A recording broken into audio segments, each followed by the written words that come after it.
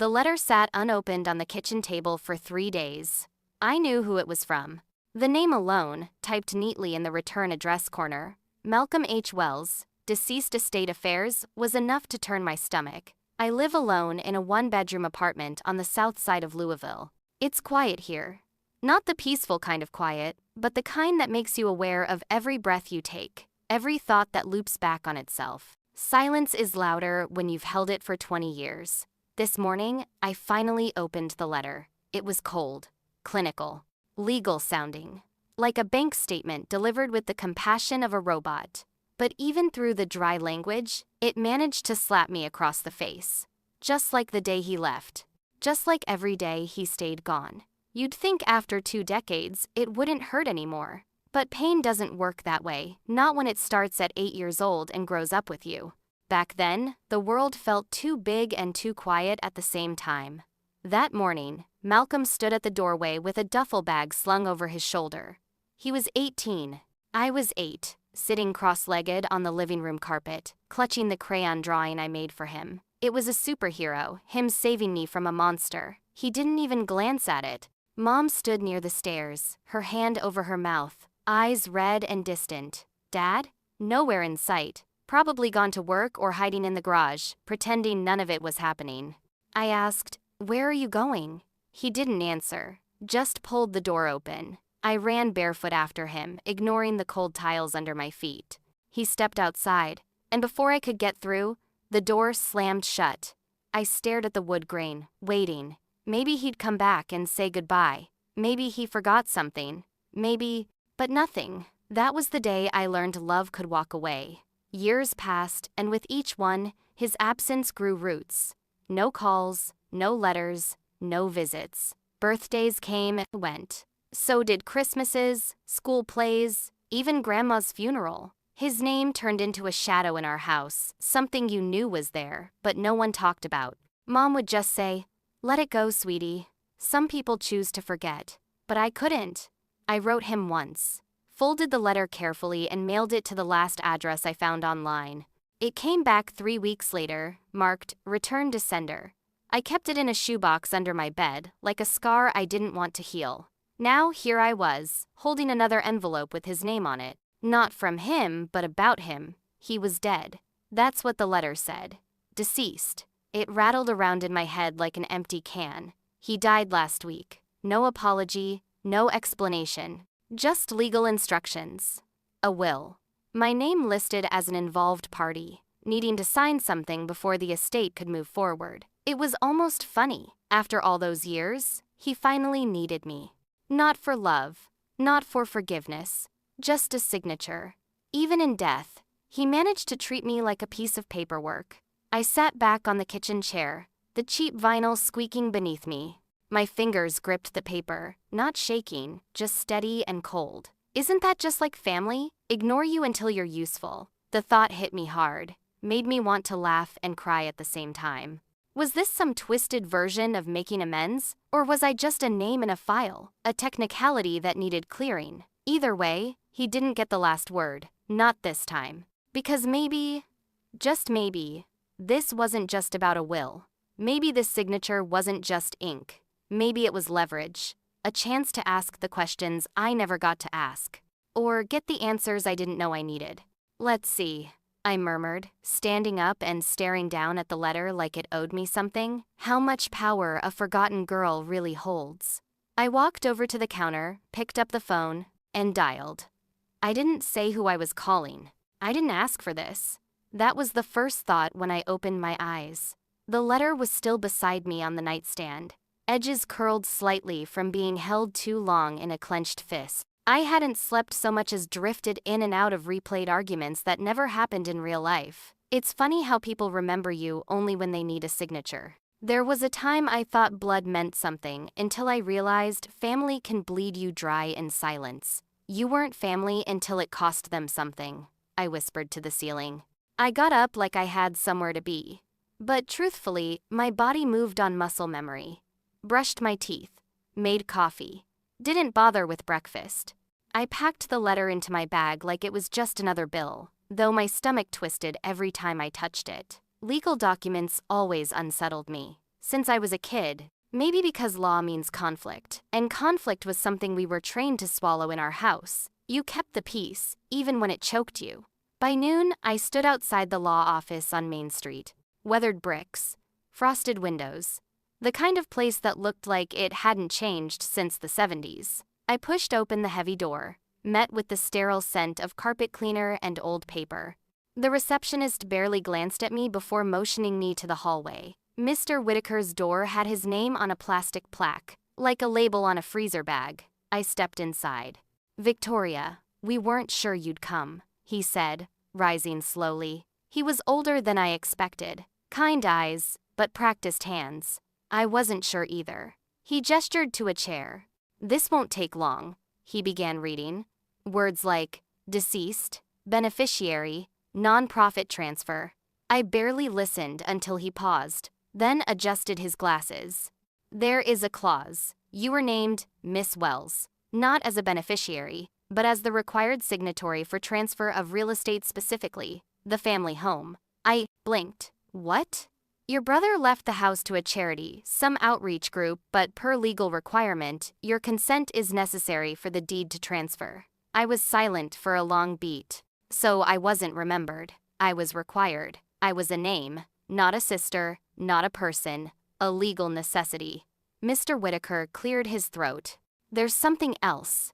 He reached into his desk and handed me a sealed envelope. "He left this for you." My hands hesitated before tearing it open. Inside was a photo Malcolm and me, sitting in the backyard with juice boxes, maybe 6 and 14. I didn't even remember the moment. Behind the photo was a folded note. I did what I had to. No signature, no explanation. But something else fell out. Another note, different paper, different handwriting. "Don't make trouble, Victoria. You know this isn't really yours, Mom." The air in the room shifted. My ears rang. They planned this. He didn't just walk away at 18, he was helped. Erased me with a handshake and a quiet nod from the woman who birthed me. All these years, it wasn't just his silence, it was theirs. A collective decision to shut the door in my face and never look back. My fists curled around the notes. I didn't speak, didn't cry, didn't scream. But something shifted. I remembered a woman I met once while volunteering an old social worker. She said, "Power doesn't always roar. Sometimes it signs paperwork." That came back to me now. This wasn't about revenge. This was about reclaiming. For the first time, I had a seat at the table, even if they tried to bolt the legs. You wanted me invisible, I thought, and now I'm the one holding the pen. Outside, the wind bit at my skin, sharp and cleansing. I pulled out my phone and dialed a number I hadn't used in years. Dana answered on the second ring. "Hey," I said, "I need to ask you something. About Malcolm. His clean. Image, was it always that clean?" There was a pause, then a sigh. "I thought you might call someday." "I'm ready to hear it," I said. It's time someone knew what silence cost me. I ended the call, slipped the photo out again, looked at the kids in the picture before any of the damage was done. Then I tore it clean down the middle and let the pieces fall to the sidewalk. Let's make this signature count for something. I turned and walked back inside. Walking into the community center that afternoon felt like stepping into someone else's story, one I helped write but was never credited for. The plaque hung above the entrance. Drake Community Center, designed by Quentin Drake. My throat tightened. The brick walls echoed memories of late nights I spent alone, drafting plans by lamplight, sending them by mail, hoping someone would see. They say fame is fleeting. I wonder when anonymity becomes deliberate. I remembered the feeling in my bones when I heard that banner would bear his name, not mine. I paused under it, breathing shallowly, watching staff and volunteers clip name cards and check clipboards. On the side, a volunteer leaned toward another and whispered, "We thought you moved away, Victoria." The shock in their tone cut deeper than I expected. I swallowed, approached the director quietly. "Did you use my plans?" I asked. She stiffened. "He financed it. Naming rights came with the funding." Her tone implied I had no say. My chest clenched. "So the design was mine." "But the name is his," I said softly, barely above a murmur. She nodded. "That's how it's done." Then she hesitated. "It was cleaned up, redrawn, renamed. retouched. That was the kind of betrayal you don't see coming, not from a person, but from the shifting of frames, the rewriting of ownership. The plans I mailed years ago, laying in file boxes, were now resurrected under someone else's logo. The betrayal didn't stop when I left. I crossed town to Silas Creed's old office, now controlled by his trust company. I asked for papers, contracts, amendments, grant files. The clerk gave me access to a quiet back room, hum of the HVAC in my ears. There I found it, a contract from 10 years ago. Malcolm signed as principal, and I was listed as alternate stakeholder. But the contract also contained a clause I had never seen. Unless I signed a separate transfer document within a set time frame, all claim would lapse. That signature location was left blank. They never asked me. The document had margin notes, scribbles, signature required 2025, or void. I felt the walls tighten. I had been tethered to this house all along, connected on paper, but excluded from power in life. I walked out of the office into gray sky, light drizzle. I could taste the irony. They built my design without knowing I cared. They left me out of the loop until I knocked on the door. I breathed. I won't be silent. At home, I typed an email to the community board. Please forward all original design files and financials. I attached a draft press release. Project credits disputed. My fingers hesitated before hitting send. Heart pounded. This was me staking claim, opening conflict. An act of disruption, yes, but one born of revelation. Then my phone buzzed. An email from the estate. Subject line: signature request. Drake Center project. My finger froze on open. The hidden agenda had a face now. The estate hadn't changed. Same white columns, same gravel crunch under the tires, same echo when the doors opened. I parked at the far end of the looped driveway. Didn't need a valet, didn't need help. I wasn't there to be welcomed. Inside, it was colder than I remembered. Not temperature, but tone. The foyer was all marble and silence. The kind that used to make me want to tiptoe even as a child. Now it just made me stand taller. Quentin entered first, all calm charm and curated smiles. "Victoria," he said with a practiced warmth that didn't reach his eyes. "You look composed." Behind him, the trustee gave a small nod, then gestured toward the boardroom. My shoes echoed as I followed. There were already 3 people seated. One man I recognized as a lawyer. The others? Family adjacent, legacy tied. I didn't need names to know they weren't on my side. The room smelled of old paper, polished wood, and control. Quentin stood. "Let's get to it." He didn't waste time. "You were named." "Yes," he said, voice cool. "On paper, that doesn't make you part of this family's legacy. It makes you a liability." I blinked. "Once," he went on. "You're free to walk away. But if you choose to interfere, if you delay the estate, the center, or the name, we will respond legally, firmly. There's no space in this history for antagonism.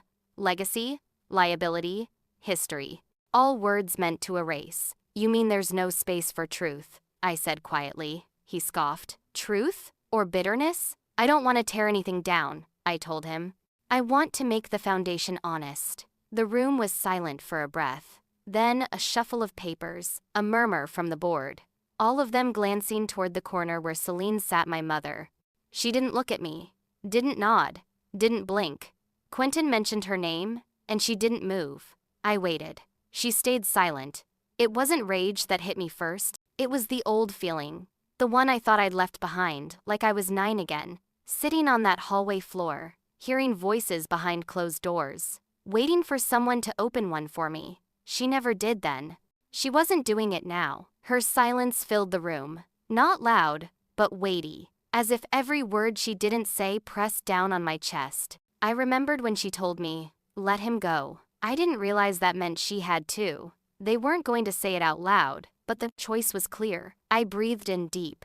"You could have said something today," I said to her. She didn't flinch.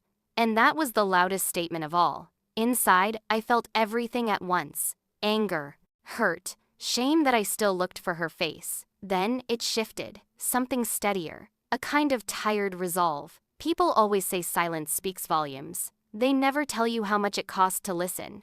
I didn't beg, Didn't plead. I stood. I'll need time to review, I said. Quentin leaned back, arms crossed. Of course, take your time. I didn't look back at Celine again. The door opened. I walked out, step by step. Not fast, not broken. Just done performing. The hallway stretched long. Just before the exit, something caught my eye. Under the edge of the boardroom table, half tucked against the baseboard, was a folded cloth napkin, shaped like a leaf. Green, pressed, just like the ones I used to fold when I was a kid, trying to impress Malcolm at dinner. It wasn't random. Someone had placed it there. My chest went still. That small leaf. They remembered me after all. I awoke to the memory of that leaf-folded napkin under the boardroom table. It felt like a marker, something left to remind me I hadn't been forgotten after all. I rubbed my eyes in the dim morning light, stomach tight. The silence had settled heavy overnight, like dust in the corners. They may forget me. I will not forget them, I whispered. I stood, dressed in simple clothes but with purpose. I took Malcolm's old watch off its leather pillow, the one he never wore, and fastened it around my wrist. It felt strange and familiar, as though the past were settling back onto me. On the drive to the county records office, I rehearsed questions, legal terms I half remembered from law books. The world I was stepping into required precision. Inside the records office, I pulled up the deed files for the Drake estate. My fingers hovered over the title lines. Then I saw. Drake Estate Trust Board name, Drake Family. No mention of Marlowe. No mention of Celine. A clerk's stamp read, name changed, effective 2018. My heart slammed. My mother and brother had legally erased our lineage, as if we never existed. I asked the clerk, voice firm despite my shock. Was there a petition? A hearing? The clerk shrugged, as though I were asking about an expired coupon. We process what's filed. You'd have to ask the party who filed it.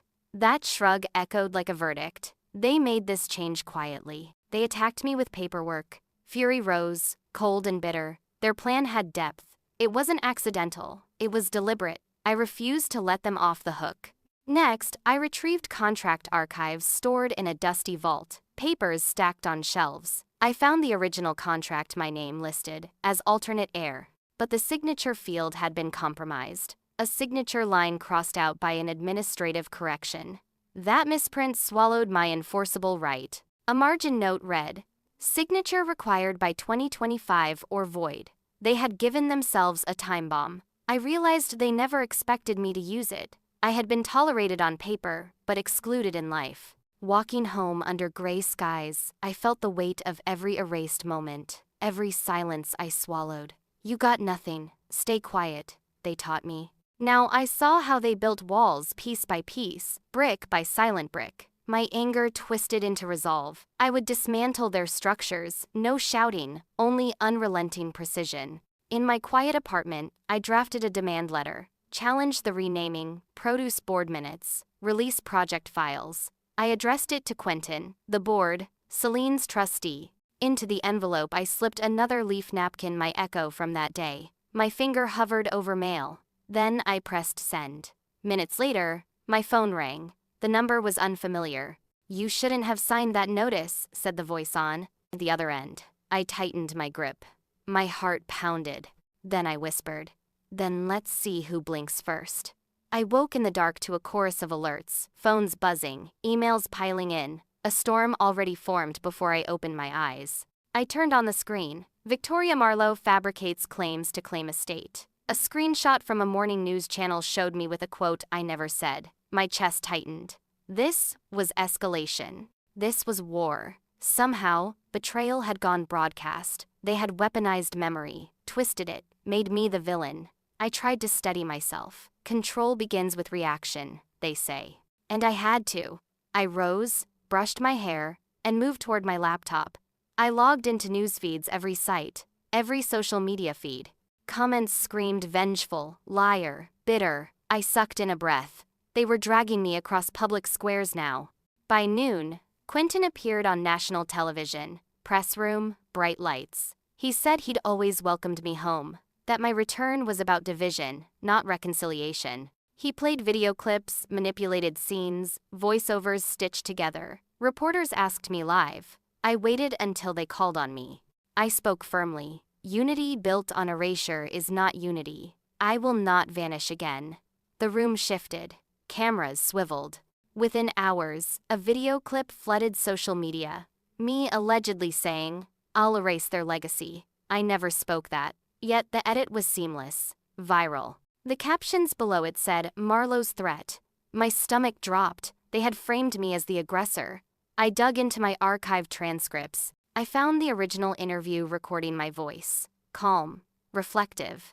I compared it to the viral version and noticed the splice. A cut. An added syllable. A pause shifted. I called a trusted reporter friend. "I did not say that. I want the full tape published." I sent the unedited version with side-by-side transcript comparison. My pulse raced. This could undo decades of silence. The next morning, my messages exploded. Old friends dropped quiet words. Strangers called me vindictive. One distant cousin texted, "I thought better of you." It felt like the world stood and judged me with its thumbs. I wavered. Maybe they believed the lies. Doubt flickered. Maybe they saw me truly now. But anger holds its own strength. I refused to shrink into their fiction. If they'd twist my voice, I would let truth ring louder. I uploaded the unedited video, no filters, no cuts. I mailed letters to top news outlets. Report my words, not their edits. On social media I posted, "Truth doesn't fear the light." I watched the views climb. At a live conference, a reporter leaned in. "If your proof doesn't change minds, what then?" I locked eyes with the camera and said, "Then I let truth die with dignity, but I know it's alive." I sat alone at my desk just after sunrise. The house was quiet, but my mind was loud. Folders, printouts, hard drives, all stacked in front of me like bricks to rebuild what they'd tried to tear down. I opened each file methodically. GPS logs from Malcolm's old car, side-by-side copies of contract originals and doctored versions, the untouched recording of my interview. Everything was ready. I read over my public statement one more time. Short, controlled, precise. The kind of tone that hits harder because it doesn't beg. I'd scheduled the live press call for late morning. I'd show them the whole picture, and this time, no one would edit me out. I whispered to myself, "No more hidden chapters. This is the reveal." By 11, I stood in front of a packed room. Journalists, cameras, even former family acquaintances sat scattered in the back row. My heart didn't race. I was past panic now. I was in the territory of resolve. I clicked to the first slide. A GPS map from a decade ago. The red path traced a familiar route, a straight drive from Malcolm's office. Then a hard detour. A stop in a forgotten lot behind an abandoned nursery, a location I hadn't spoken about in years but remembered clear as yesterday. "That's where he used to meet me," I said into the microphone. "That stop? It's not random." A few gasps broke through the crowd. I zoomed into the coordinates, then overlaid them with a timestamp. It matched the same day I was supposedly cut off from him. Quentin's jaw twitched. For the first time since all this began, he didn't speak. He didn't smirk. I turned the slide. "You asked for facts. You wanted evidence. Well, here's the beginning." Next, I stepped to the podium and unfolded the stack of contract copies. Originals, altered ones, highlighted fields where they swapped language, and backdated stamps. I pointed to one phrase they'd erased. "Alternate heir with full discretionary power." Gone in the later copy. Then came the video.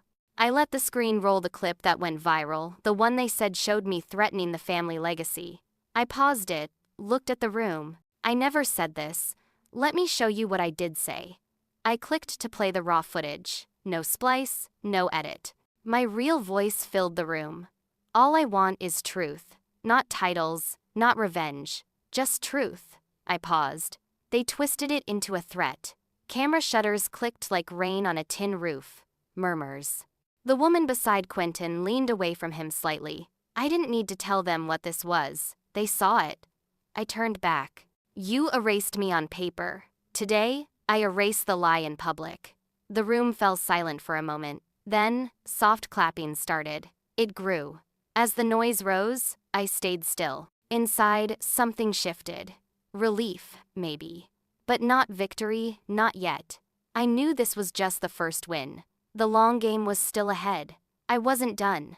I thought about forgiveness, about whether it even had a place here. But I knew this. Truth heals more than any apology never given. And no matter what came next, I'd never retreat again. This isn't revenge, I said quietly into the mic. It's reckoning. When the lights dimmed and the press conference ended, I walked off the stage. My legs were tired, but steady. My phone buzzed in my jacket. A text. From Celine. I saw it. I stood still, phone in hand. Didn't type back. My other hand went into my pocket and found the old folded napkin, the one shaped like a leaf. I held it for a breath. Down the corridor, as I stepped toward the exit, a young reporter caught up to me. He called out just before I reached the stairs.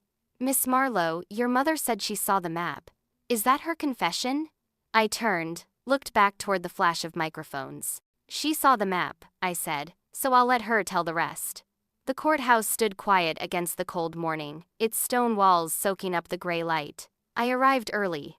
Too early, maybe. But I wanted the silence before the noise. My breath rose in thin clouds as I stood on the steps, watching people trickle in. Years ago, I would have walked into that building with shaking hands. Not today. Today, I carried every piece of truth I had stacked neatly in my arms. The map, the altered contracts, Malcolm's recordings, and one more thing, a sealed envelope from Silas. His voice still echoed in my head. "Don't break under their silence." I nodded once to no one and walked inside. Quentin was already seated when I entered the courtroom. Celine beside him, not touching him. Their attorney whispered something that made Celine look away. I kept my steps measured, calm, eyes ahead. The judge took the bench. Proceedings opened. I braced for Quentin's play. And there it came. He stood, eyes glassy with practiced sorrow. Claimed that I had waged war on family unity, that I had dragged Oren into adult battles. Then, with the steadiness of someone reading from a cue card, he dropped it. He was petitioning for full custody of Oren, citing my emotional volatility as a risk to his son. The courtroom stirred. The gallery leaned in. The judge raised one brow, then motioned for silence. I didn't move. Not a blink, because I understood what this was. Not just a tactic. It was a shield. Quentin wasn't defending Oren. He was hiding behind him. I leaned toward my lawyer and said, "Let's bring it out." She stood, presented the sealed letter from Silas. It was entrusted to my client by the deceased, to be presented only if inheritance was disputed on false grounds. The judge accepted the envelope, slid a letter opener across the edge, and read. His brow furrowed, then lifted. He looked at Quentin. The letter was short, handwritten. "If family cannot hold truth, let truth stand as heir, not the blood, the burden." The courtroom went quiet. You could hear shoes shifting, papers rustling, breath caught in throats. Quentin's jaw tightened. Celine leaned forward like she was seeing it for the first time. I stood. I told the court, "That's his will, not the papers you edited, not the draft you submitted. This was his last act of choice." The judge nodded slowly. "I'll admit it into record." And just like that, the current shifted. I sat back down, heart thudding like distant thunder. Not from fear, from momentum. I gripped the edge of the table and reminded myself, this isn't about bitterness. This is about naming what was stolen. But doubt still flickered. What if the court chose image over honesty? What if the neatness of a perfect family outweighed the truth? No, I wouldn't go there. "You were never silent without purpose," I whispered to myself. Then came closing statements. I stood one last time. "I'm not here asking for forgiveness," I said. "I'm asking to be seen, as the daughter who wasn't silent, as the woman who wasn't erased." I held up the GPS map, the altered contracts, the letter. I let the silence stretch, then looked Quentin in the eye, then Celine. No rage, just clarity. They blinked. The courtroom didn't move. The judge flipped through pages, cleared his throat. He reached for the gavel. And in that pause, that half-second pause before it fell, the world stopped spinning. I closed my eyes. A week passed. Just like that, I came back to my little house, not a mansion, not some monument, just the place I chose to fight for. Oren and I sat out front on the porch that afternoon, a pitcher of lemonade between us, our feet resting on the worn wood railing.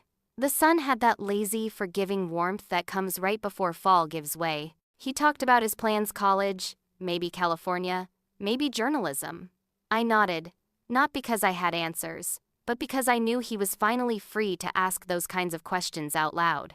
No reporters, no cameras, no gallery full of stares. Only us. I could still hear the sound of that gavel in my memory, the finality of it. It didn't thunder, it whispered. And what it whispered was, "You're free."